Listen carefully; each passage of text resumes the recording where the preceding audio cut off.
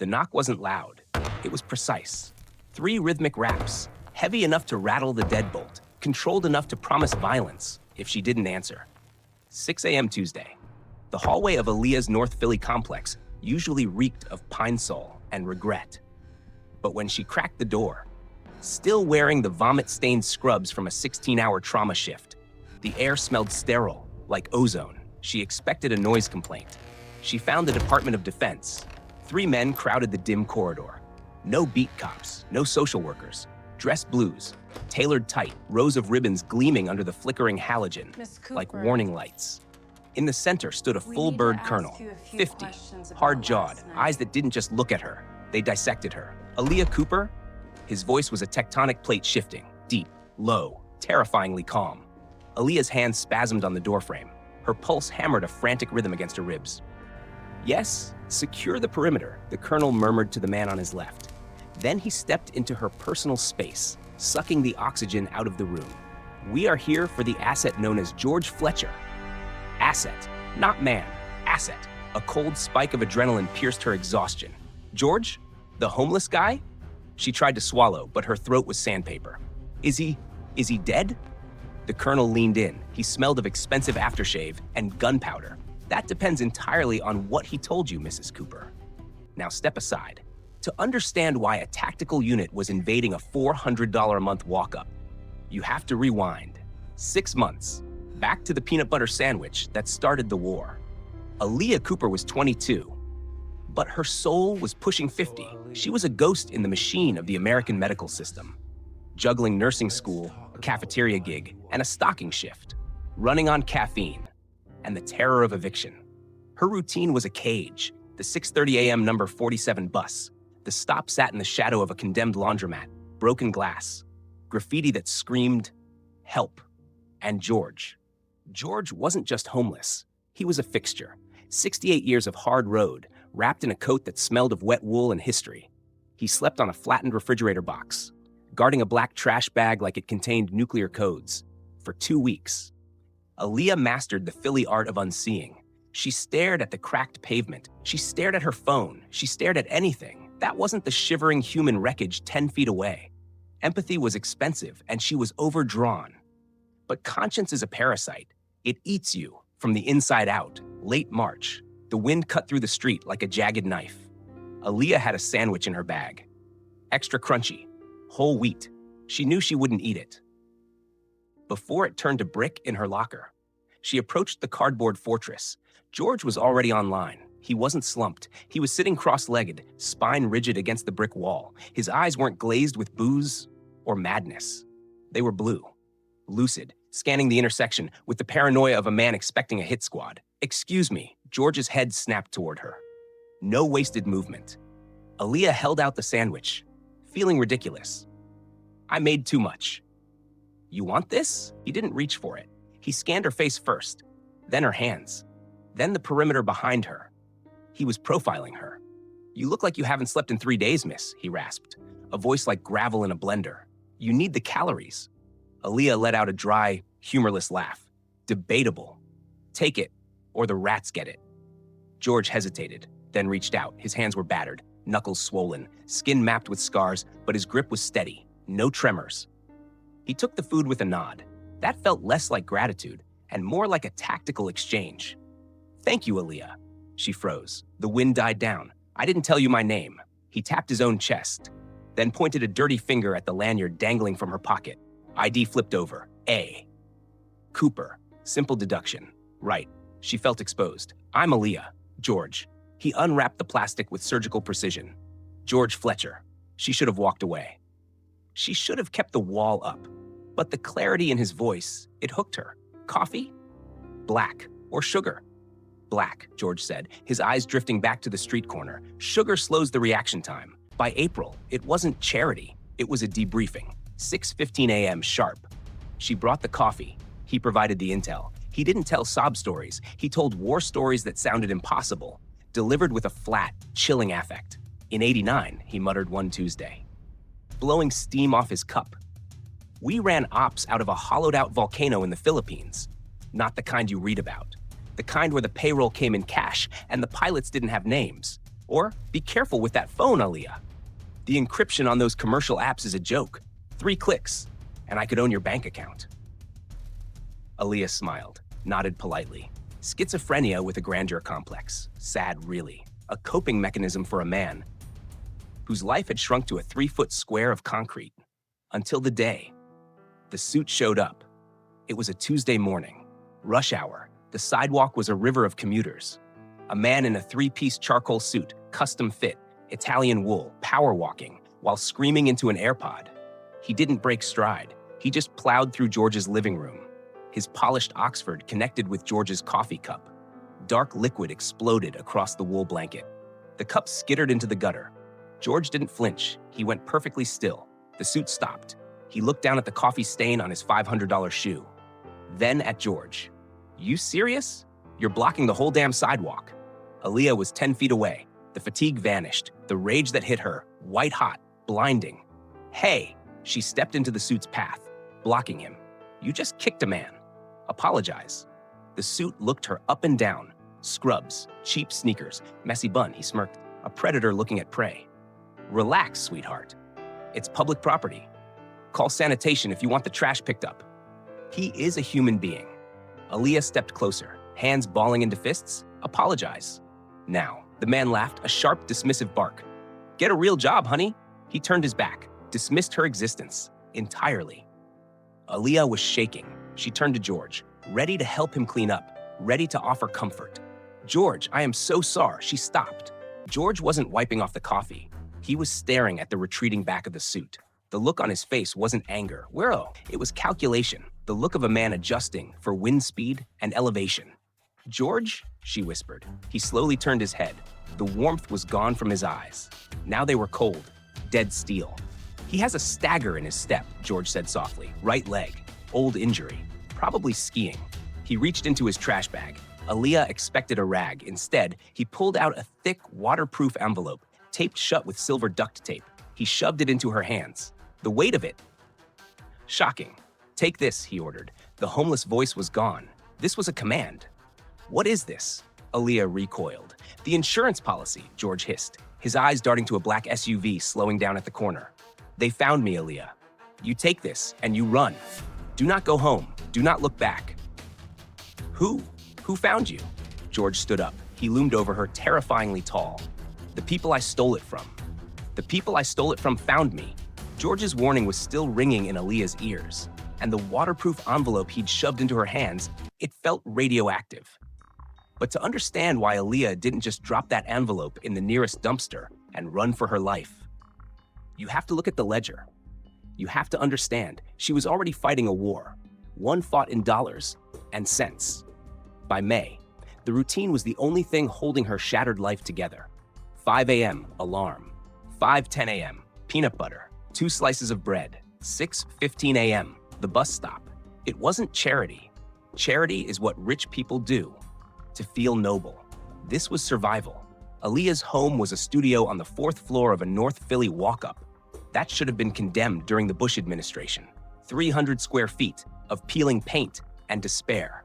The shower only worked if you kicked the pipes hard enough to wake the dead, and the radiator hissed like a cornered snake.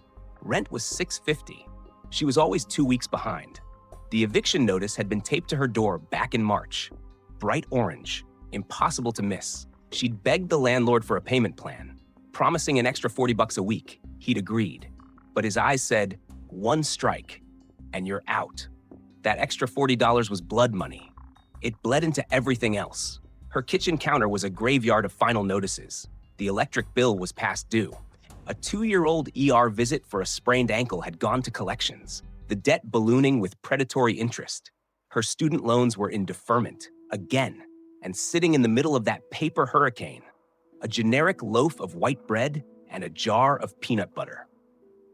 On a Tuesday night, Aaliyah stood in the flickering light of her kitchen, doing the math that kept her up at night. She'd just been paid, $280 from the hospital, $160 from the grocery store. $440. She subtracted the rent, subtracted the penalty fee, subtracted 2 weeks of bus fare, $90 left, for food, for lights, for life. She opened the fridge. It was a depressing sight, a carton of eggs with 3 survivors, half a jug of milk that smelled suspicious, and wilted lettuce that had turned to slime. Her stomach growled, a hollow, cramping ache, one she hadn't fed since lunch. She closed the fridge, and pressed her forehead against the cold metal. The logic was simple. Cold, hard, calculation. If she stopped feeding George, she saved $15 a week. $15 was the difference. Between lights on and lights off, George would understand. He was a survivor. He knew the math better than anyone. But then she pictured the bus stop. She pictured the empty spot where she usually sat. She pictured him waiting, scanning the street with those sharp, terrifyingly intelligent blue eyes, realizing the one person who saw him had finally looked away. She couldn't do it. The next day at the hospital cafeteria, the mask slipped. Mrs. Carter, the kitchen supervisor, was 60-something, Chinese-American, and missed absolutely nothing. She ran her kitchen like a platoon sergeant. She'd been watching Aaliyah wipe down tables, her movements sluggish, her skin pale and waxy under the harsh overheads. "You eating today, Cooper?" Mrs. Carter asked, arms crossed over her chest. Aaliyah scrubbed a ketchup stain, avoiding eye contact. "I ate breakfast." "Uh-huh." Mrs. Carter stepped into her path. "Are you feeding that homeless guy again?" Aaliyah stiffened. "His name is George." "I know his name, honey. I'm asking if you're feeding him instead of fueling yourself." "I'm fine, Mrs. C." Mrs. Carter sighed, a sound of deep, exhausted frustration. She vanished into the back and returned 30 seconds later with a plastic container. Leftover lasagna and a garlic roll. She shoved it into Aaliyah's chest. "Eat. Now. I can't take this. It's against policy.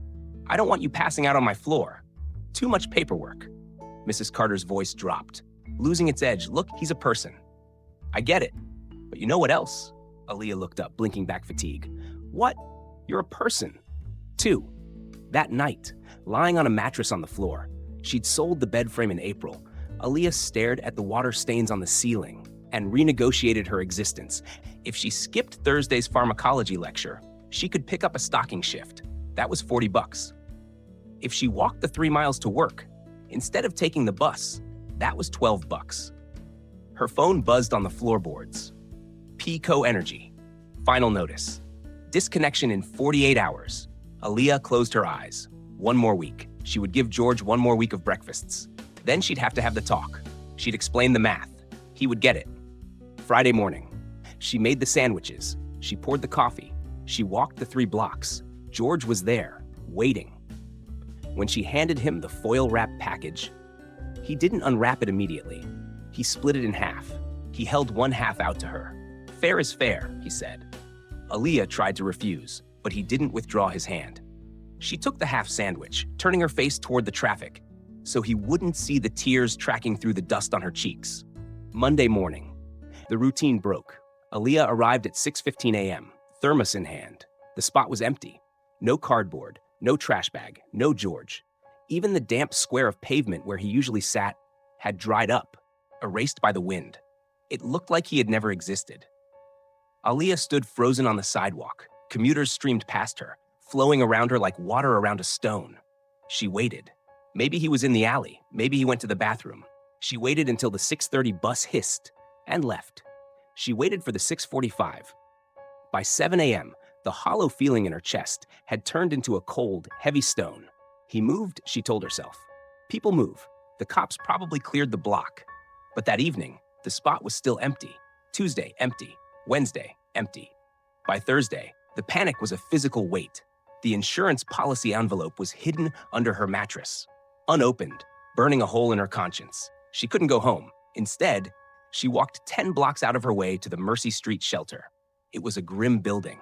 That smelled of bleach and unwashed bodies. The woman at the intake desk was protected by a wall of plexiglass. She was scrolling on her phone, looking bored. "Excuse me," Aaliyah said, breathless from the walk. The woman didn't look up. "Beds are full. Come back at 5 p.m. for the lottery. I'm not here for a bed. I'm looking for someone. George Fletcher. Older guy. White. Military bearing?" The woman's finger paused over her screen. Slowly, she lifted her head. The boredom vanished, replaced by a look of sharp, guarded suspicion. "Fletcher?" the woman asked. "Yes. Has he checked in?" The woman leaned forward, lowering her voice, her eyes darting to the security camera in the corner of the lobby. Honey, you're the second person to ask about him today. And the first guys, they weren't asking to give him a bed. They were flashing. Federal badges. She hesitated, then dropped the bomb that stopped Aaliyah's heart. And they showed me a death certificate. The people I stole it from, they found me. Those words echoed in Aaliyah's skull as she stood in the sterile lobby of the Mercy Street shelter. But the intake worker had just dropped a heavier bomb. Federal agents, a death certificate. Wait. Aaliyah's hand tightened on the counter, knuckles turning white. You said death certificate. If he's dead, why were they asking if he checked in? The woman behind the glass blinked, realizing her slip. Her eyes hardened. I didn't say that. You need to leave, honey. Now. Aaliyah stumbled out into the cold night air, her mind reeling. Was George dead? Or was the death certificate a cover? A way to erase a man who knew too much? She didn't sleep that night. She spent the next 6 days haunting the city, like a wraith. She called every hospital in a 20-mile radius. I'm looking for a George Fletcher, late 60s. Are you family? I'm a friend? Sorry, HIPAA regulations. Unless you're next of kin, we can't confirm or deny. The silence was a brick wall. On the 7th day, desperation drove her back to the source. She went to the bus stop on Clayton Street. She brought a paper bag, a peanut butter sandwich, and a note scribbled on the back of an overdue electric bill. I'm worried. Please be okay. -A. She left it on the empty pavement where he used to sleep, feeling like a fool, leaving an offering at a tomb. But that afternoon, on the bus ride home from her double shift, she saw him. A flicker of movement through the grimy window. A figure sitting against the brick wall of the laundromat. Aaliyah yanked the cord, shouting, "Back door!" Before the bus even slowed, she jumped off 2 blocks early and sprinted back, her heart hammering a frantic rhythm against her ribs. He was there. But it wasn't the George she knew. He was sitting on the same flattened cardboard. But he looked like he'd aged 10 years in a week. His skin was gray, pulled tight over his cheekbones. His clothes hung off him, like they belonged to a larger man. George! He didn't look up immediately. He was staring at his hands, lost in a fog. George? Aaliyah crouched down, breathless. His head snapped up. For a split second, there was zero recognition in his eyes, just pure, animal instinct. Then the tension drained out of his shoulders. Miss Aaliyah, where were you? She didn't mean to shout, but the fear spilled over. I checked the shelters. I called the hospitals. People were looking for you. Had a spell, he cut her off. His voice was a ruin, raspy, weak, needed to lay low. I'm all right now. You don't look all right. You look like you got hit by a truck. I'm upright, he wheezed, a ghost of a smile touching his lips. That counts for something, in this town. He moved his hand to adjust his blanket, and his sleeve rode up. Aaliyah froze. Across the back of his right hand was a fresh scar, pink, angry, undeniably precise. It wasn't a scrape from a fall. It wasn't a jagged cut from a bottle fight. It was a straight, clean line, surgical. What is that? Aaliyah reached out. Who did that to you? George yanked his hand back, pulled the dirty sleeve down with frantic speed. Nothing. Old wound acting up. That is not old, George. That is stitches. Who stitched you up? Drop it, Aaliyah. His tone was steel. The general was back. They sat in silence, the air thick with unsaid things. Traffic roared by, oblivious. Finally, George reached into the inside pocket of his coat. He pulled out a white envelope, sealed, slightly crumpled, an address written on the front in shaky, jagged handwriting. He held it out to her. His hand was trembling. If something happens to me, he said, his voice dropping to a whisper, I need you to mail this. Aaliyah stared at the envelope. It felt heavy, too heavy for just paper. What do you mean, if? Where did you go? Just promise me. He pressed it into her hand. If I disappear again, or if I don't wake up, you drop this in a mailbox. You don't look at the address. You just mail it. George, you're scaring me. Promise me, soldier. She looked into his eyes. They were pleading. I promise. Good girl. He leaned back against the brick, closed his eyes, as if the effort had cost him his last reserve of energy. Now go. You'll miss your bus. Aaliyah slipped the envelope into her bag, right next to the insurance policy envelope. She still hadn't opened. She had 2 secrets now. 2 weeks later, the clock ran out. It was a Tuesday. 6:15 a.m., the sun was just bleeding over the skyline. Aaliyah was handing him the thermos. When the seizure hit, it wasn't a shiver. It was violent. George's hand spasmed, knocked the thermos into the air. Hot coffee exploded across the sidewalk. George, he tried to speak, but his jaw locked. A guttural sound tore from his throat. His eyes rolled back, showing only the whites, and he crumpled forward. Like a marionette with cut strings, Aaliyah dove, caught him just before his skull cracked against the concrete. "Somebody call 911, she screamed, her voice echoing off the empty buildings. A woman across the street paused, phone in hand, filming. A jogger slowed down, looked at the homeless man convulsing on the ground, and kept running. "Call them," Aaliyah roared, her nursing training kicking in. She checked his air with clear, pulse, thready, erratic. "Stay with me, George. Stay with me." The ambulance took 7 minutes. It felt like 7 years. When the paramedics loaded him onto the gurney, one of them, a young guy with tired eyes, tried to block Aaliyah from the back doors. "Family only, ma'am." Aaliyah shoved past him, gripping George's limp hand. "I am all he's got. You try and stop me, and I'll have your badge." The paramedic didn't argue. The ride to St. Vincent's was a blur. Sirens, vitals. At the ER, they wheeled him through the double doors into the chaos of trauma bay. A nurse guided Aaliyah to the waiting room, a purgatory of green plastic chairs and a muted TV playing cartoons. She sat down, realizing she was still clutching the empty thermos cap. She pulled out her phone. Her hands were shaking so hard she could barely type. To Mrs. Carter. "Emergency." George collapsed. "I'm at St. Vincent's. Can't make shift." The reply was instant. "I'll cover you. Keep me posted." "Is he okay?" Aaliyah didn't answer. She just stared at the double doors. An hour passed. Then 2. "Aaliyah Cooper?" She shot up like a spring. "That's me."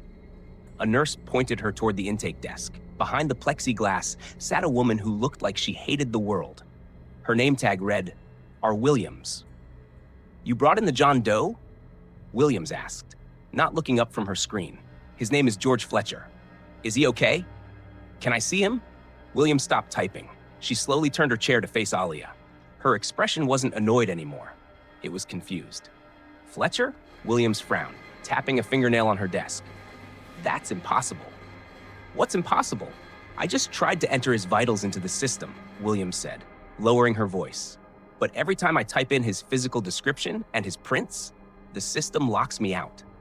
She turned the monitor so Aaliyah could see. The screen wasn't showing a medical chart. It was black, with a single flashing red prompt. "Access denied. Classified. Department of Defense notification sent." Williams looked up at Aaliyah, her face pale.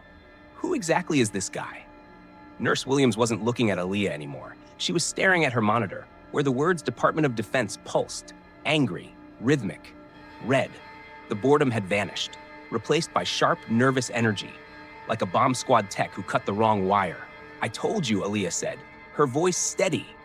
Despite the tremor in her hands, "He's George Fletcher." "The system just flagged him," Williams whispered, half to herself. "This isn't a medical alert. This is a security hold." Suddenly, the air in the cramped intake office shifted. A man in a white coat stepped out from the trauma bay. Dr. Patel, mid-40s, sharp eyes, the kind of doctor who didn't have time for insurance companies or bureaucracy. "What's the holdup, Rachel?" Patel asked, stripping off a pair of bloody latex gloves. "Patient in Bay 4 is stabilizing." "But I need a bed assignment." "We have a problem, doctor," pointing at the screen. "No insurance, no ID, no emergency contact. By protocol, he goes to county overflow." Aaliyah felt the blood drain from her face. County overflow wasn't a hospital. It was a warehouse for the dying. People went into county with a cough and came out in a body bag.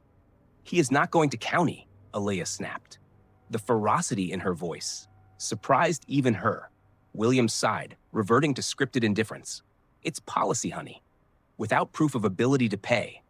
"He's a veteran," Aaliyah lied. Or maybe she wasn't lying. She didn't know anymore. "Check the VA system." "I can't just check the VA system," Williams shot back. "Not without a social security number or discharge paper." "Unless you have his DD-214 in your pocket?" Aaliyah's mind raced. She thought of the heavy, sealed envelope sitting in her bag. She thought of the scars, the helicopters, the senators. "I'm his niece," Aaliyah said. The lie tasted like copper, but she swallowed it. I don't have his papers because he's been living on the street. But I know he served. Just run the name. Williams opened her mouth to argue, but Dr. Patel held up a hand. He looked at the red warning still flashing on the screen. He looked at Aaliyah's scrubs, recognizing the exhaustion of a fellow healthcare worker. Run it, Rachel. Patel ordered. Doctor, I can't. Run it as a courtesy. If there's a match, we keep him. If not, ship him to county. He looked at Aaliyah. Fair?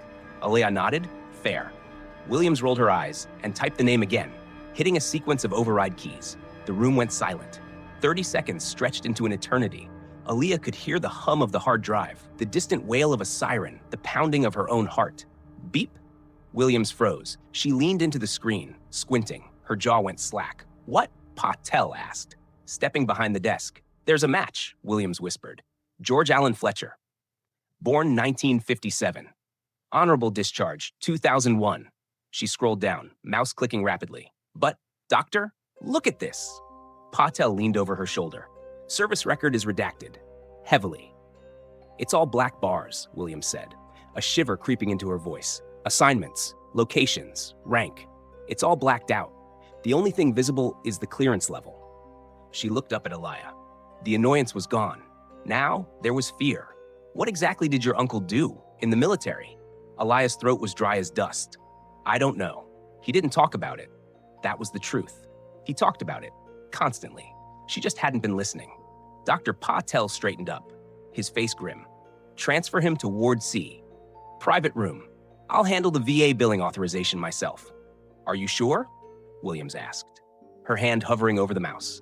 If the VA disputes the claim, they won't. Patel cut her off, his eyes fixed on the redacted file.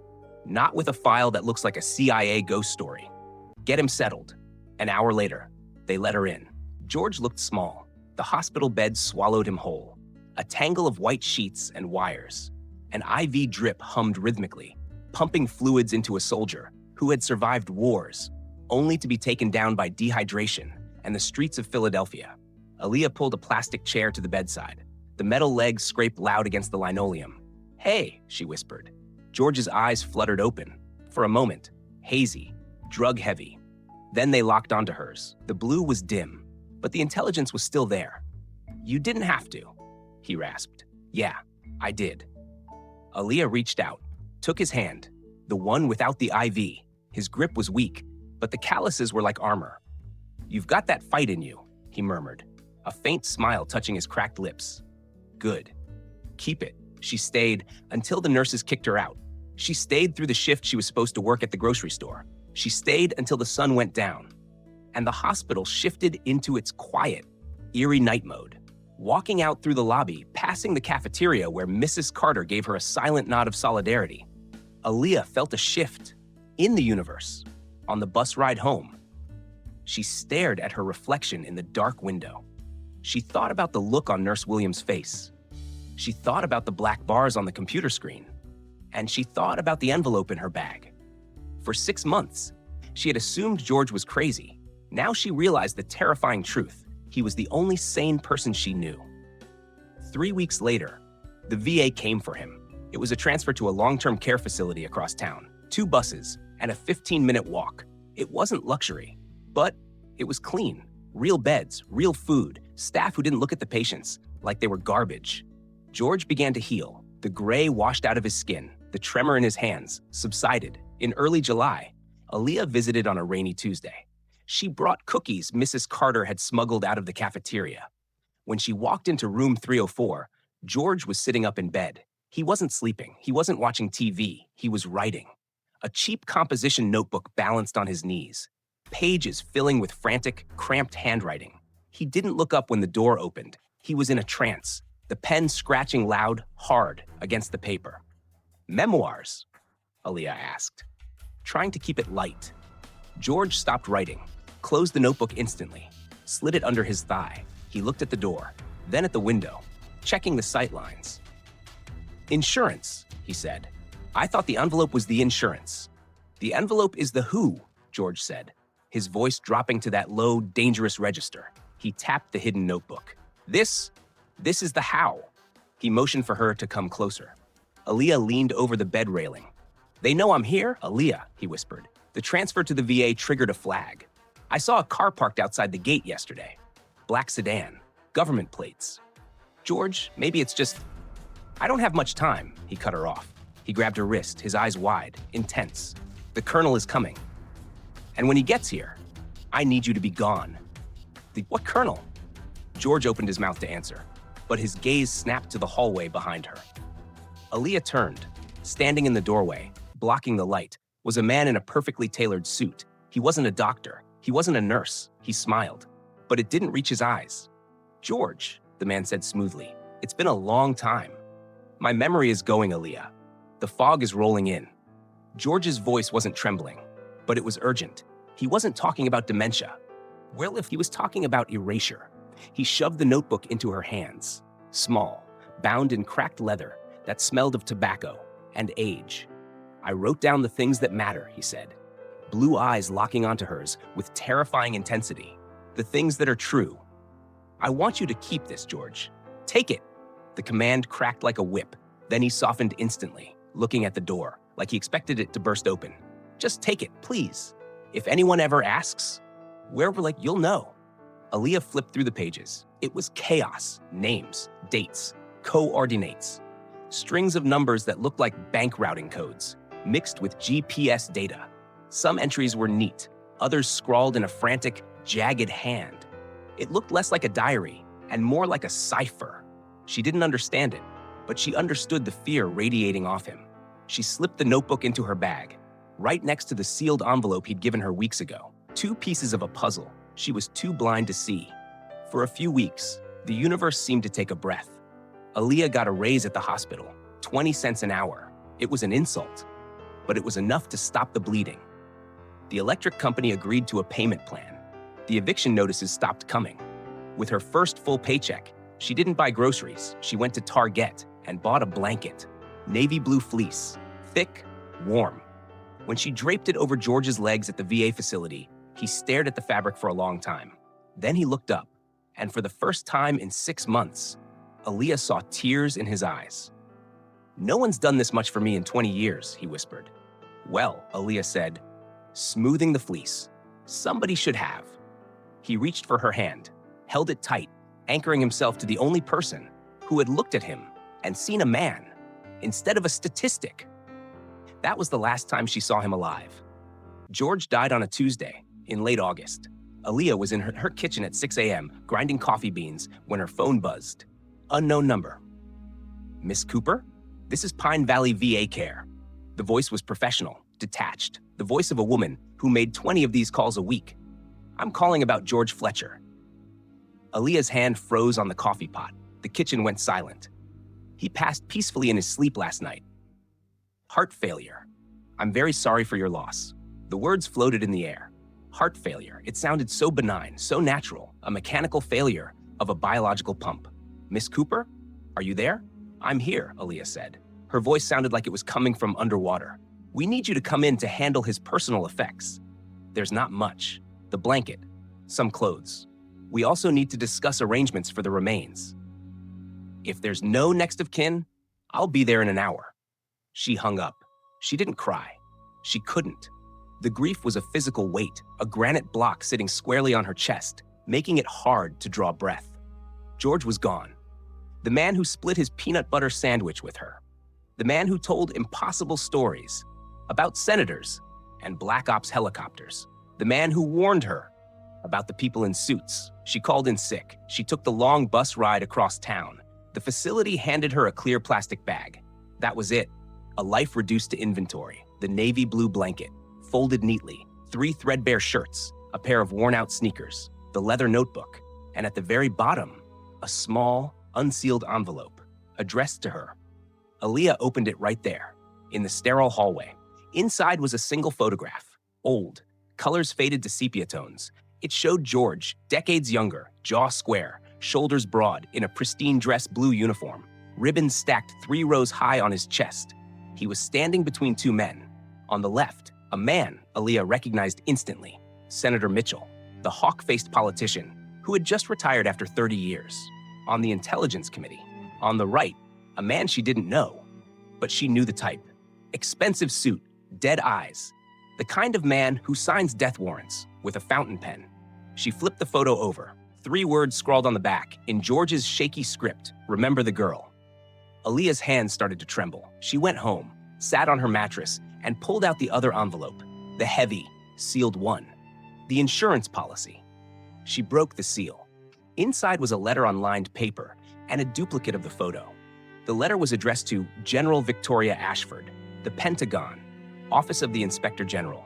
Aaliyah unfolded the letter. To whoever reads this, probably you, Vicky, if the address still works. If you're reading this, I'm gone. I don't have much to leave behind. No family, no money, nothing that matters to the world. But I want you to know about someone who mattered to me. Her name is Aaliyah Cooper. For 6 months, she brought me breakfast every single morning, not because she had to, not because anyone was watching. She did it because she saw me. When everyone else looked away, I was a ghost. The system erased me 20 years ago, and I was fine with that. But she didn't let me disappear. This country took everything I gave it, then lost me in the paperwork. But this girl, this struggling, broke, beautiful girl, she gave me dignity when I had nothing. She deserves better than what this country gave me. Remember her like she remembered me. George Fletcher, GS-14, retired. Aaliyah read it 3 times. GS-14, that wasn't a grunt. That was high-level intelligence. That was a man who sat in rooms where maps were redrawn. He hadn't been confused. He hadn't been lying. He had been telling the truth the entire time. And now he was dead of heart failure. 3 weeks after a man in a suit found him.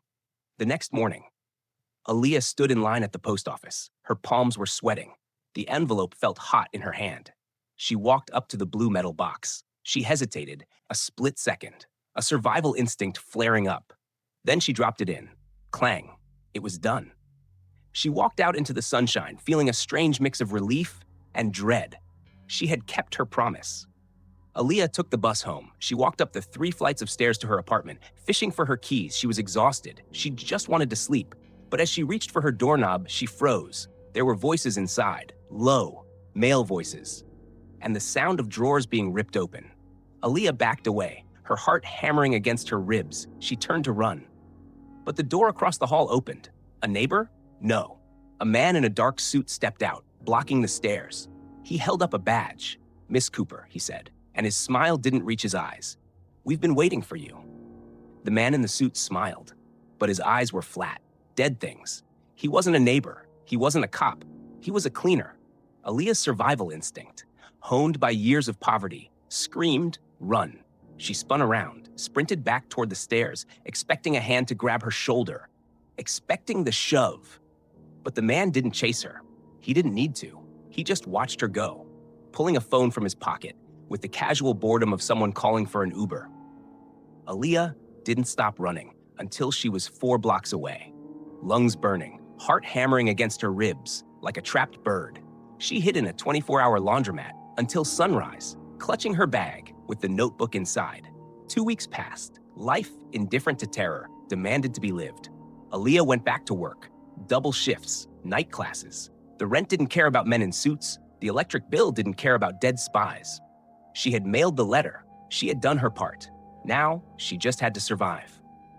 She went to George's memorial service on a rainy Friday. It was held at the VA facility, a grim, fluorescent-lit chapel that smelled of floor wax. It was just her, a bored chaplain, and one nurse who kept checking her watch. No family, no honor guard, no flag. The chaplain murmured generic platitudes about service and sacrifice, words that felt hollow. In the empty room, George was just another file closed, another problem solved for the system. When it was over, Aaliyah walked back to the bus stop on Clayton Street. Someone else was sleeping there now, a younger guy, maybe 30, with a cardboard sign that read, "Hungry, anything helps." Aaliyah stood there for a long time, staring at the spot where a hero had died of neglect.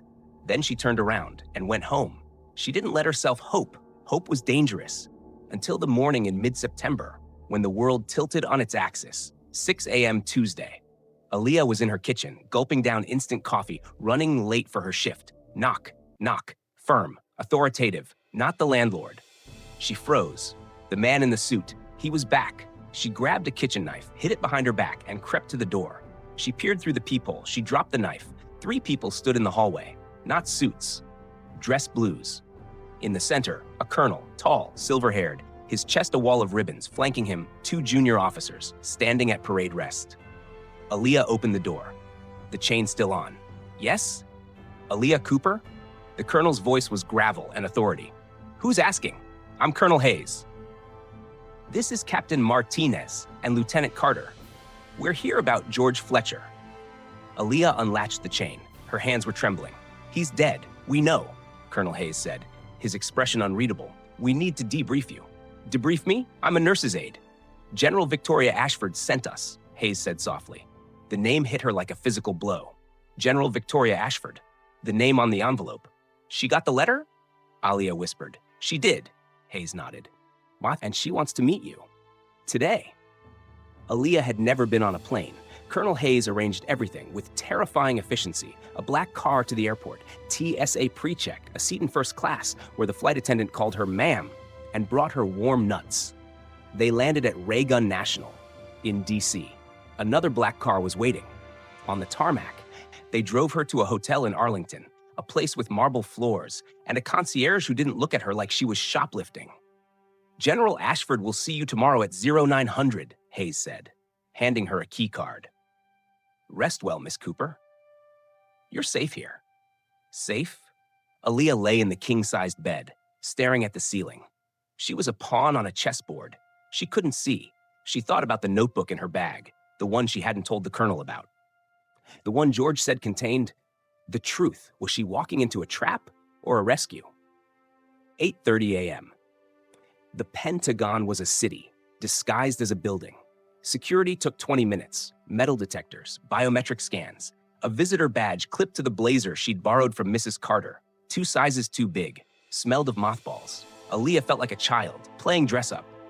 Colonel Hayes led her through a labyrinth of corridors, polished floors, endless doors, people walking with lethal purpose, carrying folders marked top secret.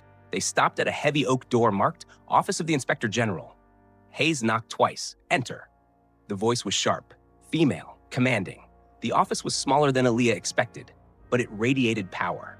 Flags in the corner, a mahogany desk, and behind it, a woman in a crisp uniform with 4 stars on her shoulders. General Victoria Ashford was 60. Steel gray hair pulled back in a tight bun, eyes that could cut glass. She stood up. Miss Cooper. She walked around the desk, extended a hand. Her grip was firm, dry, professional. Thank you for coming. I didn't think I had a choice, Aaliyah said, her voice shaking slightly. Ashford paused, a flicker of respect in her eyes. Please, sit. Aaliyah sat. Hayes stood guard by the door. Ashford opened a file on her desk. Aaliyah recognized the tab. Fletcher, G. Redacted. I received Mr. Fletcher's letter 3 weeks ago, Ashford began. Her voice controlled. It was the first proof of life we've had in 15 years, and simultaneously, proof of death. I didn't know what else to do with it, Aaliyah said. He made me promise. You did the right thing. More than you know. Ashford leaned forward, her demeanor shifting from general to human. George Fletcher was one of the finest intelligence officers this country ever produced. He didn't just fly helicopters, Miss Cooper. He ran the logistics for operations that reshaped the geopolitical map. Desert Storm, Kosovo, the extraction of assets from hostile territories. She tapped the file. When he retired in 2001, he was supposed to be taken care of. Full pension, medical, security detail. So what happened? Aaliyah asked, anger rising in her chest. How does a man like that end up sleeping on a cardboard box? The official story is a clerical error, Ashford said, her voice hardening. A lost file, a glitch in the VA database, combined with untreated PTSD. By the time the system flagged him as missing, he was already gone. A ghost. We failed him, Ashford said, the words heavy with regret. I failed him. He told me stories, Aaliyah whispered, about senators, about 3-letter agencies. I thought he was confused. He wasn't confused, Ashford said, sharp. She reached into her desk drawer and pulled out a photograph, the same one Aaliyah had seen. George, young, proud, flanked by 2 powerful men. This was taken in 1998, Ashford said. She pointed to the man on the left. That is Senator Kirkland. He was the chairman of the Intelligence Committee. Her finger moved to the man on the right, the suit, the dead eyes. And this, Ashford said, looking Aaliyah dead in the eye, is Deputy Director Mun ROH. He runs the clandestine service. Ashford hesitated, then lowered her voice. George didn't just fall through the cracks, Aaliyah. He was pushed. She slid a piece of paper across the desk. It wasn't a military record. It was a bank transfer. 3 days before George disappeared in 2001, he uncovered a financial discrepancy. $200 million. Black budget funding. That vanished into an offshore account. Aaliyah's blood ran cold.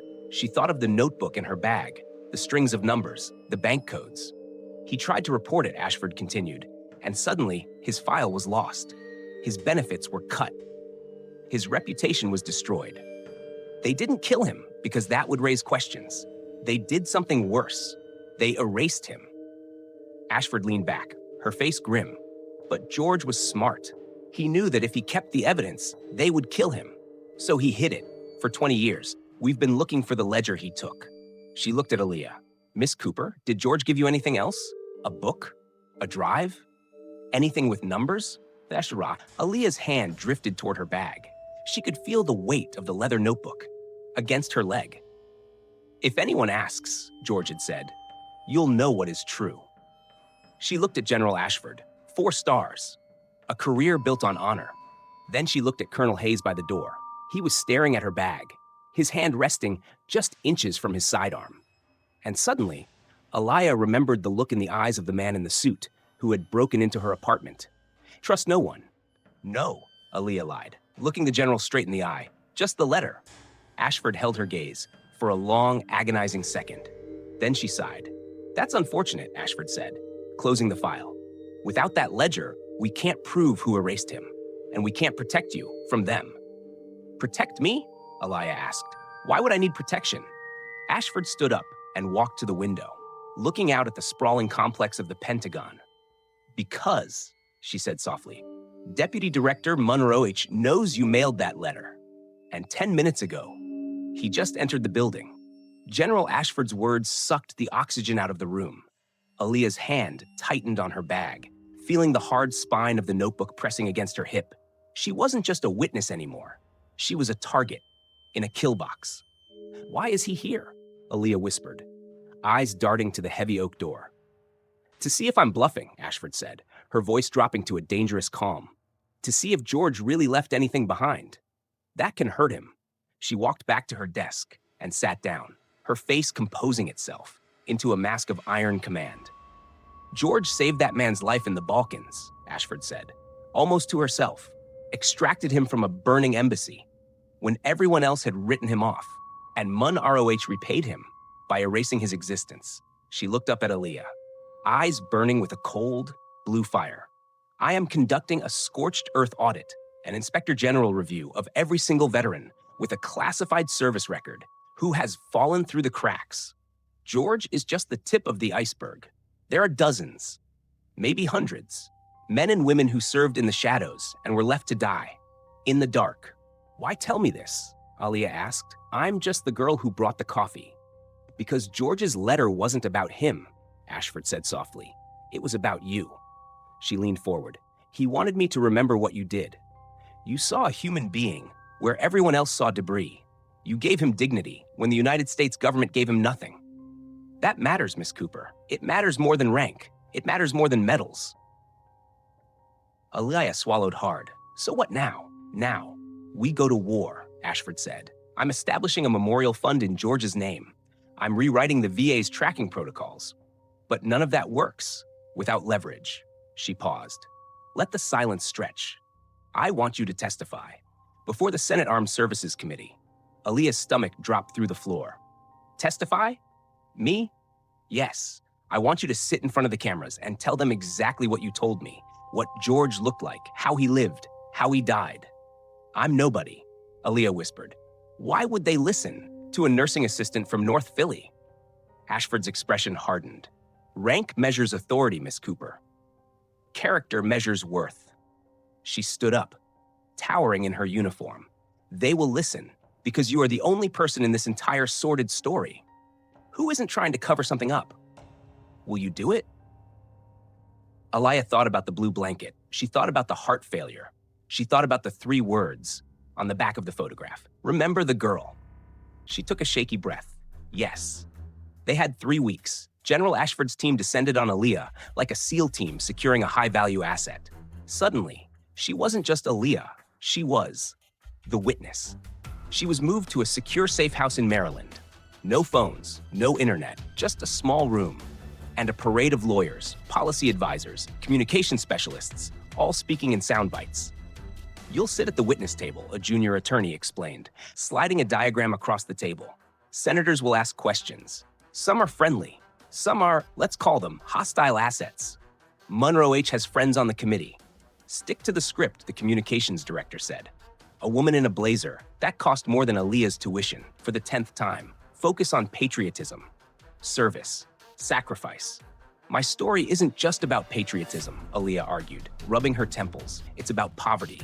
It's about being hungry. We should probably soft pedal the poverty angle, the director said. Offering a tight, patronizing smile.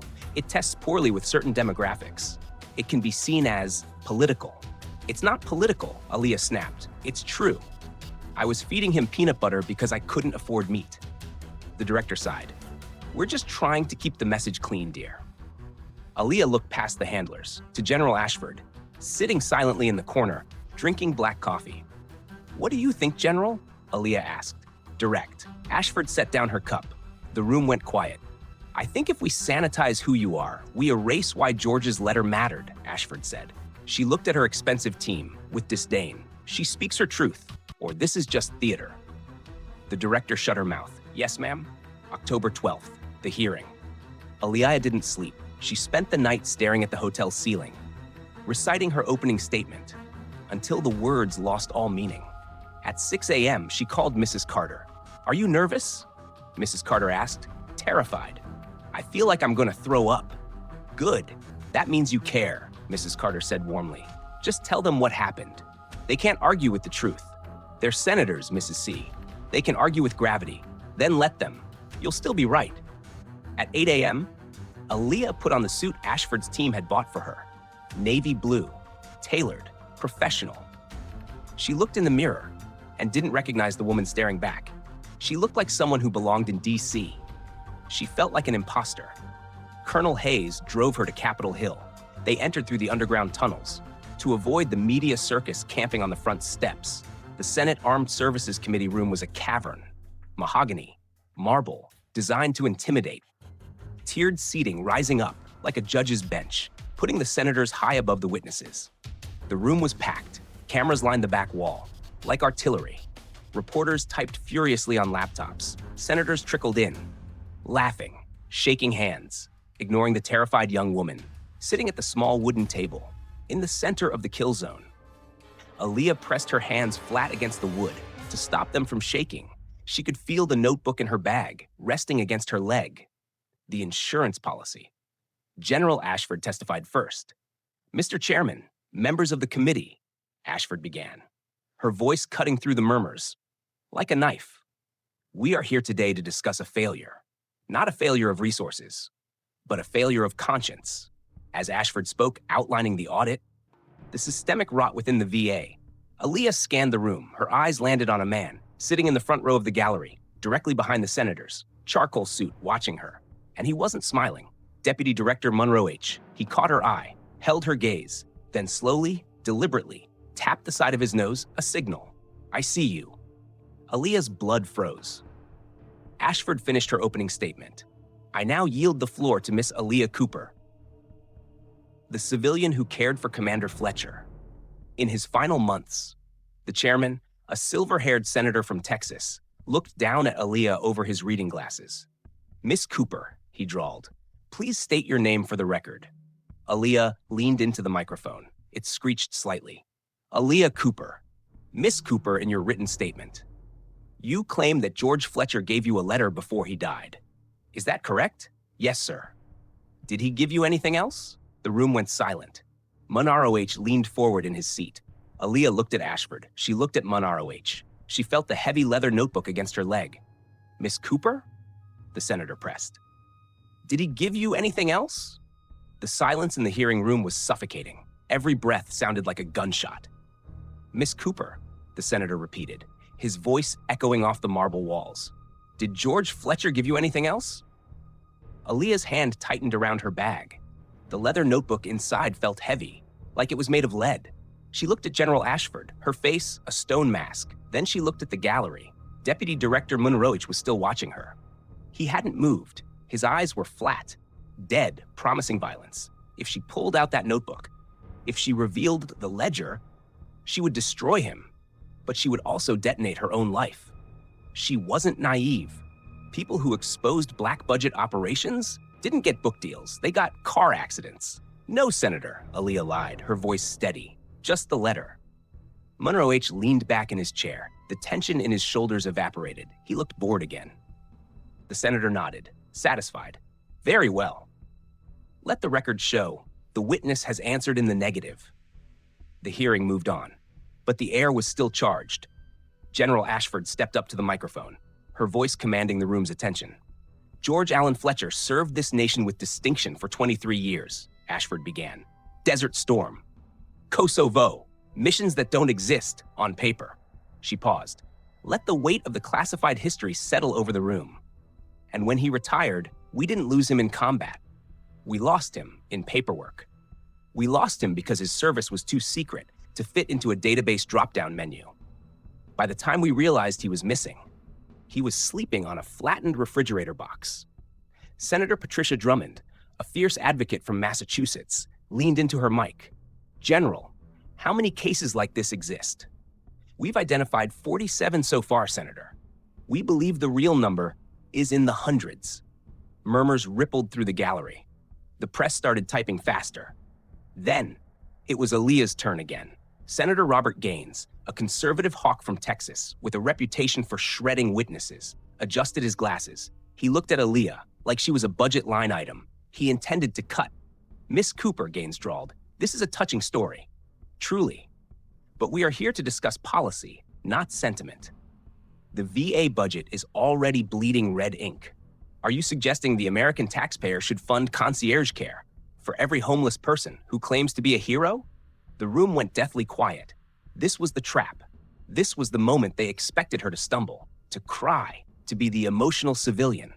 Aaliyah looked at Gaines. She felt the fear evaporate, replaced by cold, sharp clarity. I'm not suggesting anything about every homeless person, Senator, Aaliyah said, her voice cutting through the silence. I'm talking about George Fletcher. She leaned forward, her eyes locking onto his. You sent him into war zones. You asked him to risk his life to extract assets from burning embassies. You made him a promise. Gaines opened his mouth to interrupt. Aaliyah didn't let him. I kept my promise with a peanut butter sandwich, Senator. You kept yours with paperwork. That buried him alive. The silence that followed, absolute. A pin drop would have sounded like a thunderclap. Gaines stiffened, his face reddening. He opened his mouth, then closed it. He had nothing. George Fletcher wasn't a hero because of his service record, Aaliyah continued, her voice trembling with suppressed rage. He was a hero because even when this country treated him like garbage, he woke up every day with dignity. He deserved better. And if you need me to sit here and prove that a human being is worth saving, then I don't know why any of us are here. For 3 seconds, no one moved. Then, General Ashford stood up. Mr. Chairman, she said, her voice ringing out like a bell. Effective immediately, the Inspector General's office is establishing a task force for veterans with classified records. We are allocating $5 million to the George Fletcher Memorial Fund. She turned to Aaliyah, and I am appointing Miss Cooper as the community liaison. She will oversee the grant distribution, because clearly, she shot a glare at Senator Gaines. She knows what accountability looks like. The hearing ended in a blur. Reporters swarmed the hallway, a chaotic sea of microphones and flashing lights. Miss Cooper, how does it feel to change federal policy? Are you going to work for the VA full-time? Do you have a message for the president? Colonel Hayes and his team formed a tight wall around her, pushing through the crush. But one reporter's question cut through the noise. How does it feel to be famous, Aaliyah? Aaliyah stopped. She turned to the camera, her face weary. I don't want to be famous, she said quietly. I just want George to be remembered.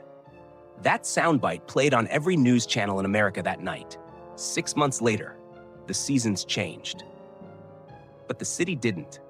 North Philly was still gray, still loud, still struggling. Aaliyah still lived in her studio apartment. She still took the number 47 bus.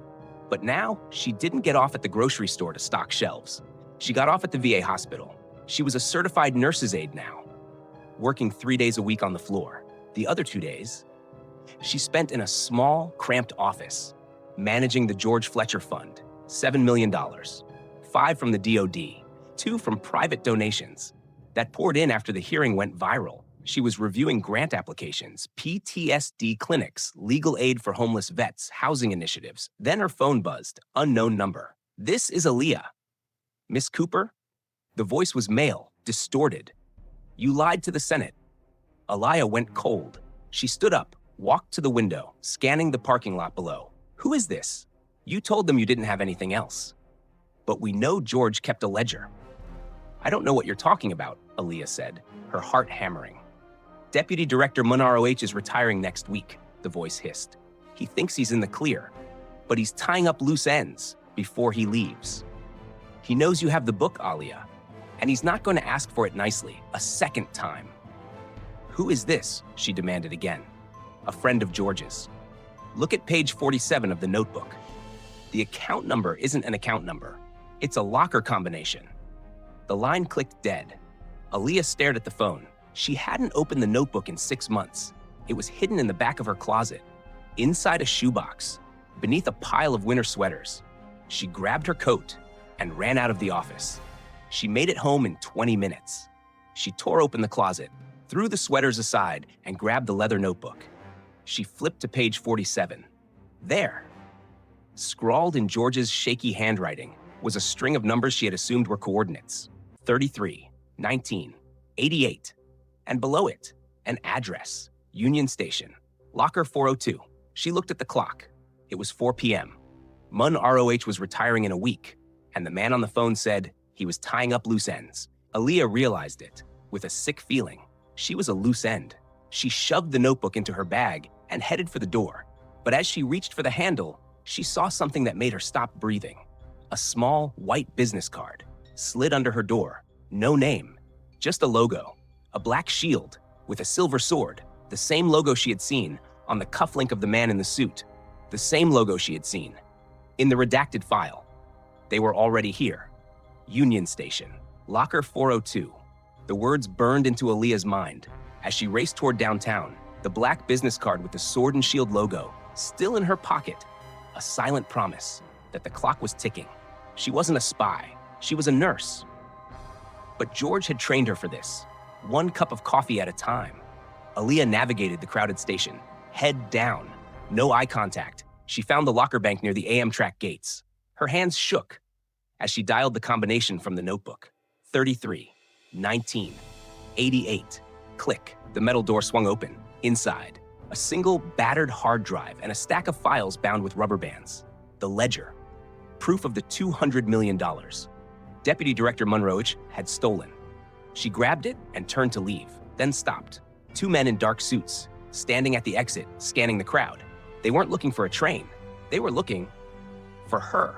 She was trapped. Her phone buzzed. A text from General Ashford. Secure line. Go to Gate G. My team is waiting. Aaliyah ran, dodged through a tour group, slipped past security, sprinted toward Gate G. The suits saw her. They started to move, pushing people aside, but they were too late. Standing at the gate, 4 military police officers, fully armed, flanking Colonel Hayes. Hayes stepped forward, blocking the suits, a hand resting on his sidearm. Gentlemen, Hayes said, his voice carrying over the noise of the station. You're out of your jurisdiction. The suits stopped. They looked at the military police. They looked at the cameras, and then, without a word, they turned and melted back into the crowd. Aaliyah collapsed against the wall, clutching the hard drive to her chest. It was over. 2 days later, Deputy Director ROH was indicted. Charges of embezzlement, fraud, and conspiracy. He was arrested at Dulles International Airport, trying to board a flight to a non-extradition country. The news broke at 6 a.m. Aaliyah watched it from her new office at the VA.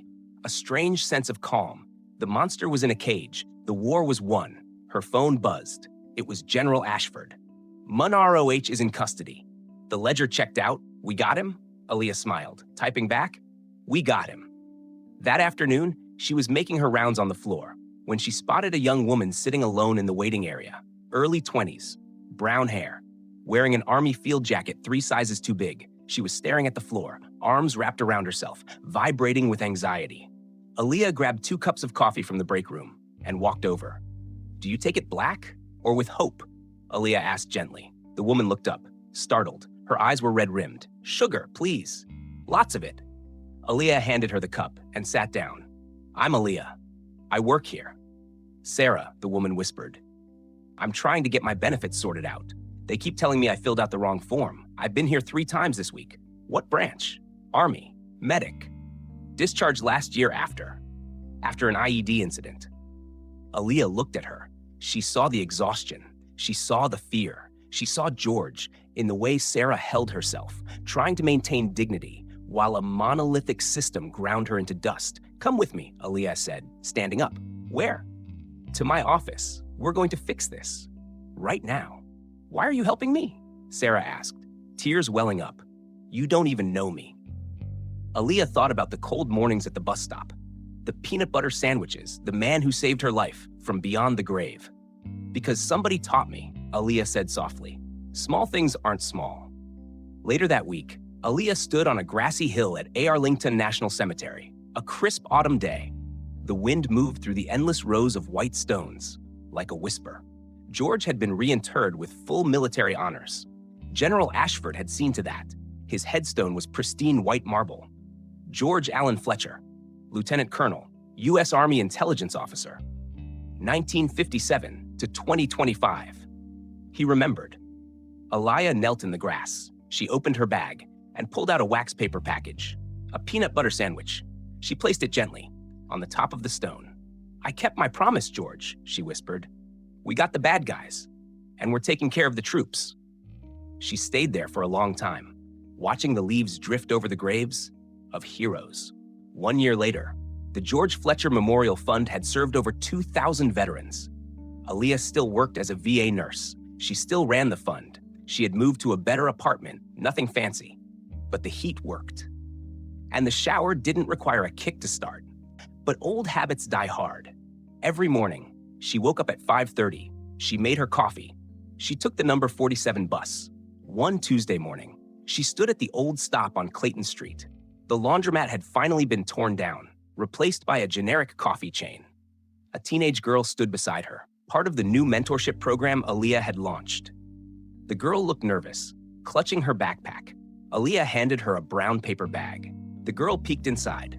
A sandwich, a banana, a bottle of water. For later, Aaliyah said, someone taught me that kindness is tactical. You have to be prepared, the girl nodded, smiling. The bus pulled up, hissing to a halt. As they climbed aboard, Aaliyah glanced out the window one last time. The sidewalk was empty, but for a split second, just a heartbeat. She could have sworn she saw him, George, sitting on his box, tipping an invisible hat. Aaliyah smiled. The bus turned the corner, and the ghost was gone. But the lesson remained. Kindness doesn't need an audience. Justice doesn't ask for permission. And sometimes, the most powerful weapon in the world isn't a ledger or a gun. It's a peanut butter sandwich given to the right person at the right time. In 2026, Congress passed the Fletcher Act, mandating that the Department of Defense and the VA establish real-time tracking for all veterans with classified service records. No one gets left behind. In the paperwork again, the system isn't perfect, but it's better. And Aaliyah Cooper is still fighting one file at a time. Because small things aren't small, they are everything.